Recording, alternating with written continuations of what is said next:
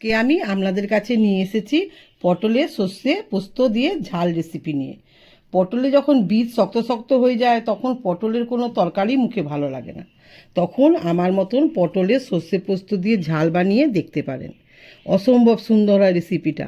তাহলে যাওয়া যাক মূল রেসিপিতে। আপনারা আমার রেসিপিটা শেষ পর্যন্ত দেখবেন অনুরোধ রইল। নমস্কার বন্ধুরা, আমি কেয়া কিচেন ইজিয়ার চ্যানেলে আপনাদের সবাইকে আবারও একবার স্বাগত জানাই।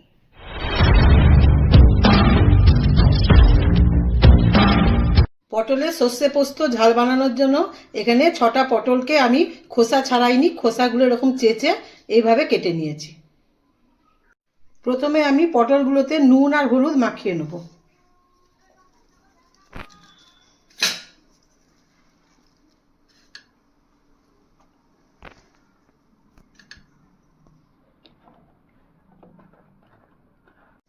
পটলের নুন হলুদ ভালো করে মাখানো হয়ে গেছে।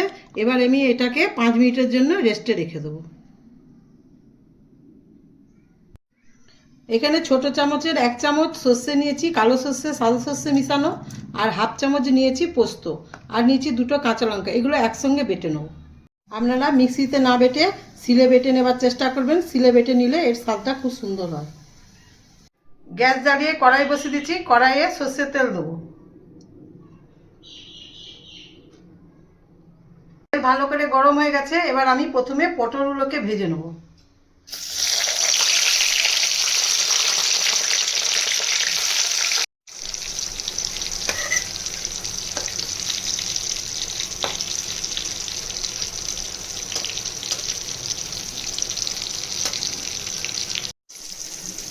পটল যখন ভাজবেন তখন এই সবুজ দিকটা তেলে আগে দেবেন, তাহলে তেল অনেক কম লাগবে। দেখুন আমি কতগুলো পটল ভেজেছি, কিন্তু একটুও তেল খরচা হয়নি।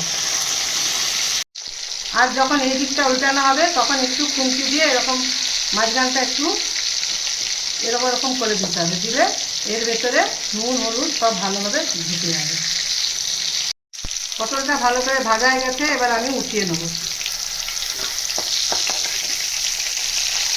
পটল ভাজার তেলেতেই আমি একটা পেঁয়াজ এরম করে কেটে নিয়েছি, ওইটা দিয়ে দেবো।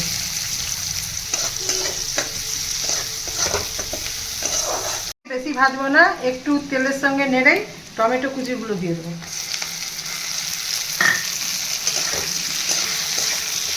একটু নুন দিয়ে দেবো। পটলে নুন দেওয়া আছে তাই অল্প পরিমাণে নুন দেবো।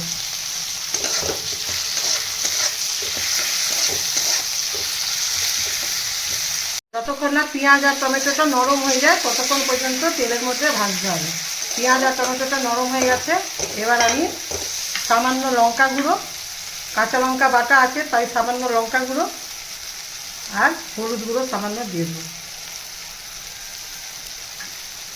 দিয়ে অল্প জল দিয়ে দিয়ে নাড়ব।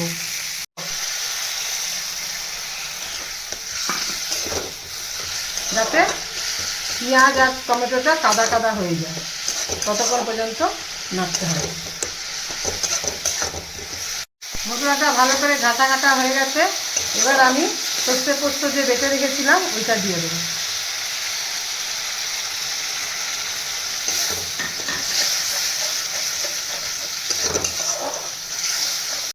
যতক্ষণ না তেল ছাড়ে ততক্ষণ পর্যন্ত কষবো। মশলা থেকে ভালো করে তেলটা ছেড়ে গেছে। এবার আমি পটল ভাজাগুলো দিয়ে দেবো, দিয়ে একটু কষবো।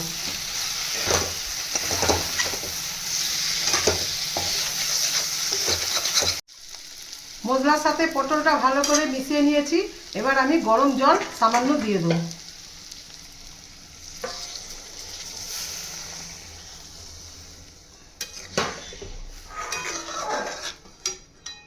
ফুটে যাওয়া পর্যন্ত অপেক্ষা করব, তারপরে ঢাকা দিয়ে দেবো। ভালো করে ফুটে উঠেছে। এবার আমি গ্যাসটা কমিয়ে ঢাকা দিয়ে 10 মিনিট ফুটাবো। 10 মিনিট হয়ে গেছে। এবার আমি ঢাকা খুলে আপনাদের দেখাচ্ছি।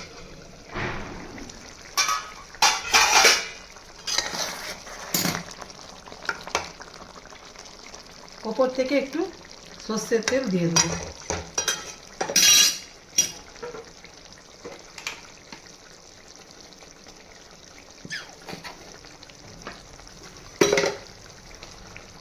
আর একটু ধনে পাতা দিয়ে দেবো। দিয়ে গ্যাসটা বন্ধ করে ঢাকা দিয়ে দেবো। এই 5 মিনিট পর আপনাদেরকে দেখাচ্ছি।